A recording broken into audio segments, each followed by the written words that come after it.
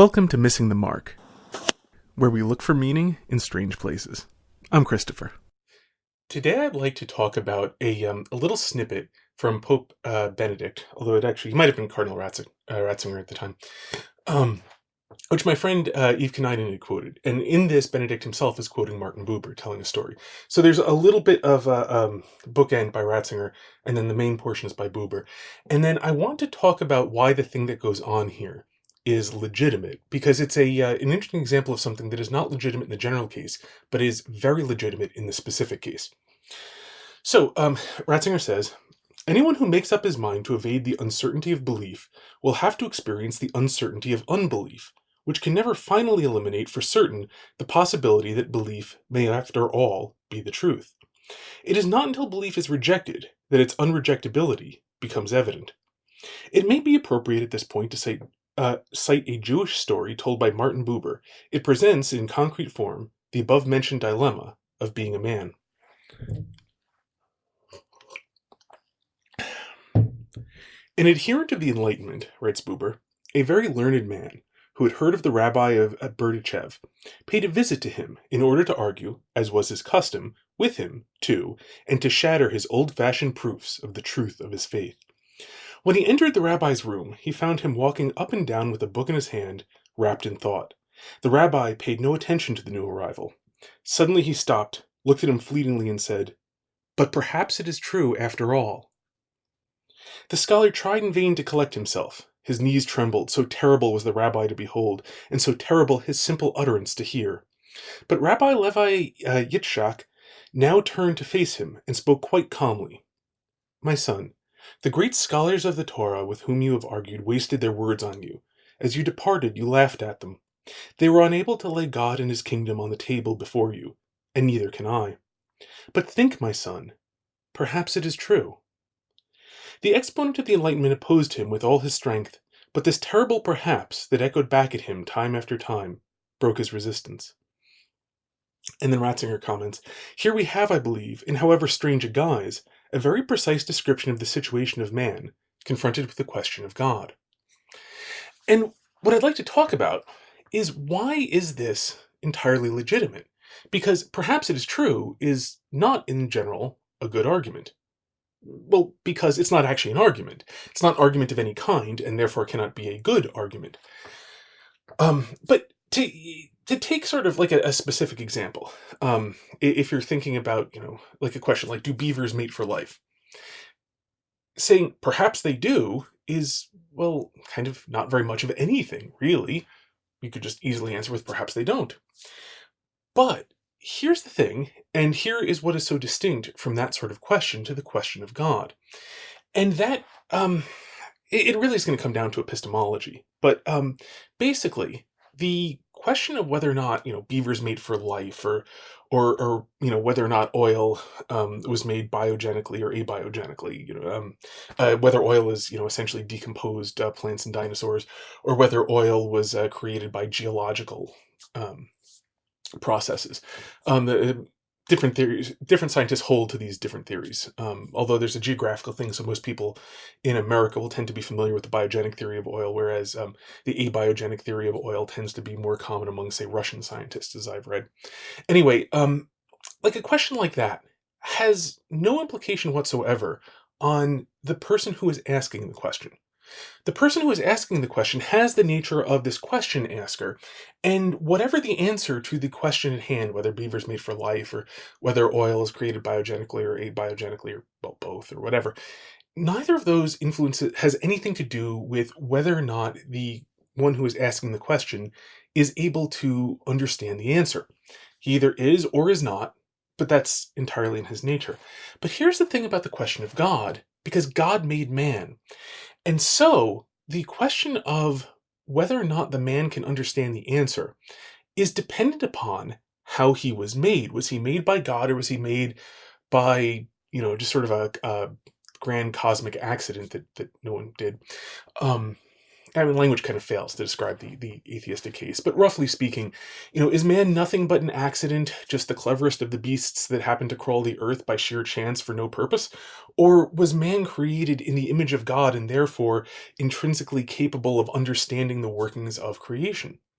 These are two very different things, and they create each one of them has implications to two very different question askers.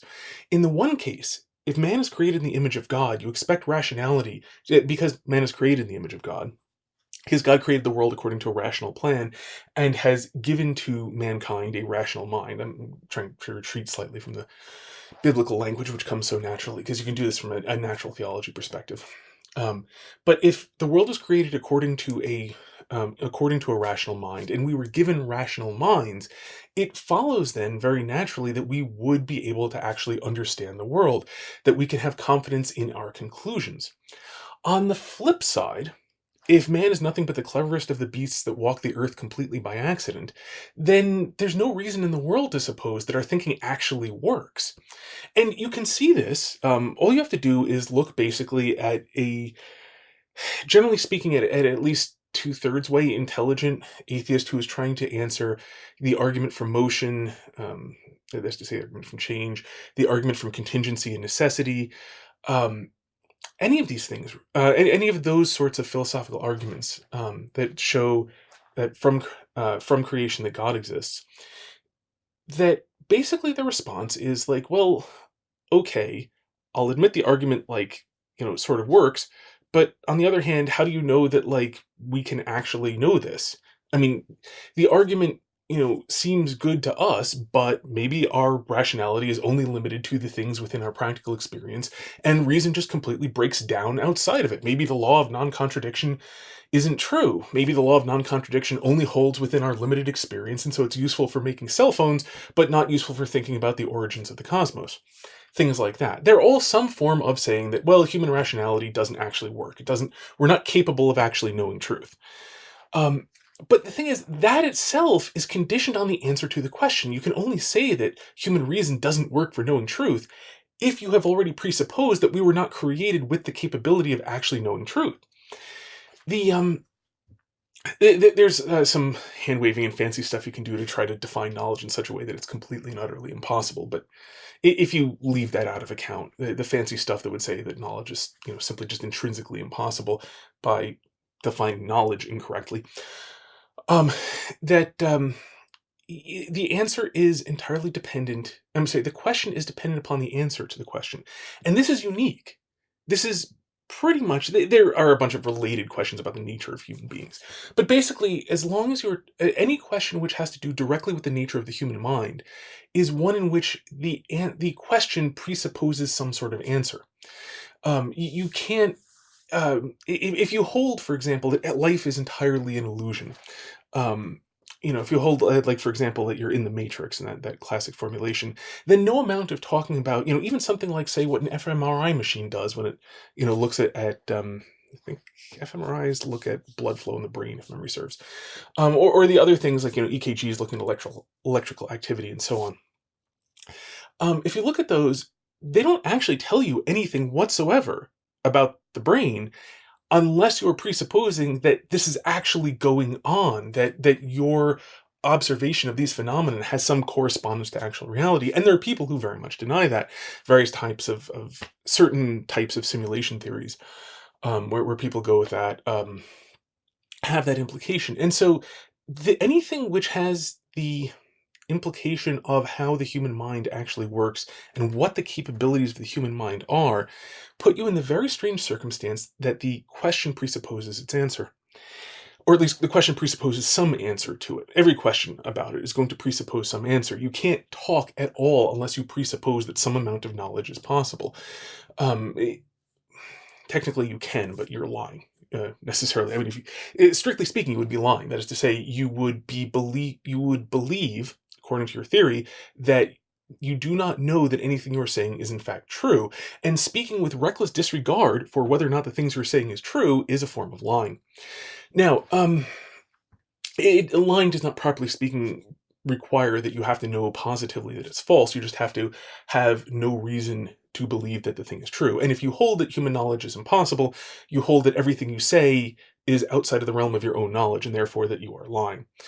You might be accidentally telling the truth in that lie, but nonetheless, that's a kind of funny thing. It is possible to tell the truth when lying if you're mistaken and lying. But anyway, you are not being honest, which is the key point there. And so here we come to that question of doubt. And why is this doubt significant? Why is this actually a worthwhile thing to do? Well, it's because there really are two entirely separate universes in which you have questions and answers that are really very distinct from each other. In the one, you have a rational creature capable of knowledge who is asking these sorts of questions. And in the other, you have just a clever beast who happens to get things right some of the time, but there's no reason to suppose it actually is capable of knowledge. It's only capable at most of what appears to be useful technology. Which is what I mean by saying it's the cleverest of the beasts. It's the one most able to manipulate, it's the one most able to manipulate its, the things that produce sense perception. They're most able to manipulate its own sense perception. If you want to get really technical, control its environment actually presupposes that you know what's actually going on. Anyway, this is highly relevant, by the way, because there are lots of things in life for which people can do things that work, but they're wrong about why they work or how they work. There are lots of things for which, do this because it has this mechanism. And then, if you actually go and investigate, well, doing that actually produces the result you want, but not for the reason people thought. Happens all over the place, whether you're talking about dance or exercise or medicine or, things that make you healthy, things that help you to lose weight, all sorts of stuff. People will know what works, but they don't know why it works. So they'll be completely wrong about why it works. So it's not an academic issue. It happens all the time. These are two separate worlds with different questions and different answers within them. And what the Rabbi of Berditchev is doing is suggesting to somebody who is trapped within one of these worlds, who can only see within the one and conceives of this as all that could possibly be, to imagine that other one. And the moment you do, the moment you go from this tiny little cramped world where man is just the cleverest of the beasts that crawl the earth, into what if man is actually capable of rational knowledge, then suddenly the question comes up, which of these two worlds looks more like the thing we see? Is everything we see, are we just the cleverest of the beasts? Are we trapped, forever without any sort of knowledge? Or do we seem to actually have some genuine contact between our mind and reality? And I'm not trying to give the answer here. I mean, there's clearly, I believe we're in the one, not the other. But here's the thing. They're both self-consistent. It works. Either one works, and either one will produce explanations for everything that you see. The cleverest of the beast ones produce incredibly simplistic explanations, and generally tends to answer that like, well, we just can't know about most everything. But it's answers and it works. And why do we think we can know? It's like, well, that happened to be useful because if you make that sort of mistake, it produces useful consequences. Like, okay, I mean, that does kind of explain. It's very, it's a small explanation. It turns the world into a very, very small little world in which there's, nothing interesting in it, but it works. It covers everything. It's like what Chesterton described as the madman, that his explanation is a very small explanation, but it's entirely self-consistent. It's like Chesterton used the metaphor of circles. The thing about the madman's world is that the circle is very infinite, but it's very small infinity.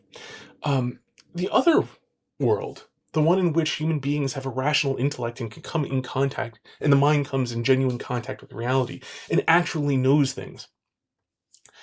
It's a very different world, and it too is entirely consistent. I mean, in both, there will be things beyond human knowledge because we're finite. Obviously we're finite. That's one thing everybody can agree on, is that we have finite minds. But that said, the limits of our finite minds are vastly, vastly larger. It's a much bigger world in which vastly more is intelligible and vastly more is explained. And the question really comes down to, which of these two entirely consistent worlds do you think you actually live in?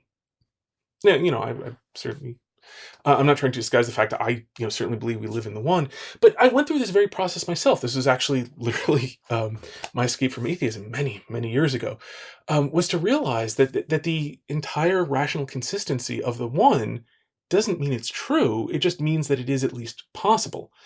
But here's the thing: the other one, since they don't they contradict each other, but they don't overlap in any way. That there's nothing about the one that precludes the other. I mean, they can't both be true, but there's nothing about the fact that one of these worldviews makes sense of the world that means the other one doesn't make sense of the world too. It's just a very different sort of sense. And it was when I saw that, and then I paused to think, like, which of these two actually looks more like the world that I see? That's when I came to the conclusion that the world in which we actually have rational minds and so on actually looks a lot more like the world as I observe it. But that's a choice each person has to make. You have to look at the world and come to the conclusion as to which. But this is why, this is ultimately what the Rabbi of Berditchev was showing the man, doing it in a much more practical way. I'm Catholic and very Western, so we tend to approach things at much less of a narrative, sort of experiential level, where you just bombard people with information sort of below the text in action and narrative structure, and tend to just use vastly more words, hence the length of this video compared to the Rabbi of Berditchev story. But that's another way of doing the same thing, of pointing out these are two worlds. And the moment you consider the one, the fact that your explanation covers everything is no longer nearly as impressive when you know there are other explanations that cover everything too. And the problem that the doubter has is precisely that he had this nice little explanation that covers everything, and so this feels very satisfying. But when you realize it's only one possible explanation, that there are, invariably there are going to be multiple models that cover the same thing, because we have finite information about them. And so there'll always be multiple models that overlap. It's going to take away the value of that feeling that you have something that explains everything. And then you're going to be left with that question of, but what do I actually see in the world? What's actually out there outside of my own mind? And for that matter, what's inside my own mind? Which of these two things is actually real? And so that's why this is such a powerful story, and that's why this works here and is not a viable thing in other cases. It's because of the fact that this is a question on which you have two completely different universal explanations that both cover everything, but they cover it very, very differently. And so it brings up that question of which of these two is correct. And you can't really, and what many people do, and what you can't do, and what the story points out you can't do, is be satisfied with the fact that your explanation explains. You have to actually look at it and find out, does the explanation explain accurately? Does this explain well? Especially in the modern West, we see lots of explanations that simply don't explain, and so finding one that does explain is very very satisfying. This is one of the problems. The aftermath of the Protestant Reformation, when when basically when a whole bunch of Christian theology was thrown out and only pieces of it were taken, the world no longer made sense within it. And then especially when you get to sort of the people who are most, historically speaking, people didn't take Protestant theology all that seriously for the most part, with some exceptions. And that's what actually American fundamentalism largely was finally taking the ideas of Protestant Christianity seriously, and this produced the least believable form of Christianity the world has ever seen, because it basically explicitly rejects reason. And so in a modern context where you have lots of people in some form of American Christian fundamentalism, which is essentially just taking Protestantism seriously, you have lots of unbelievable worldviews. And then there's some others too, depending on it. Depending on the specifics, some forms of Buddhism are, pretty hard to reconcile. And others, I won't go through a list of all the world's religions, and all of the philosophies and lots of New Agey type stuff, which are, by the way, all atheists who are rejecting Christianity trying to find something else, and they produce some pretty good howlers too. And so there are tons and tons of these things that don't even explain. Like, if you try to take them seriously, they don't actually explain the facts. They just, don't make sense even on their own terms. And so this is kind of historically why that sort of atheist materialist worldview has a lot of attraction to it because it at least explains things on its own terms. The problem is it explains them very, very badly, very, very inaccurately. But nonetheless, it does explain them, and this is what the story gets to. Yes, in this world filled with all sorts of explanations that don't explain, finding an explanation that does explain does feel amazing. It's this big rush of, wow, this explains everything. Finally, I've got a theory that doesn't contradict itself. It really does work. And that's good. It is good, but that's not enough. You have to ask, okay, but is it true? And that's the point of the story of the Rabbi of Berditchev. And that it's not enough to ask whether or not your theory explains.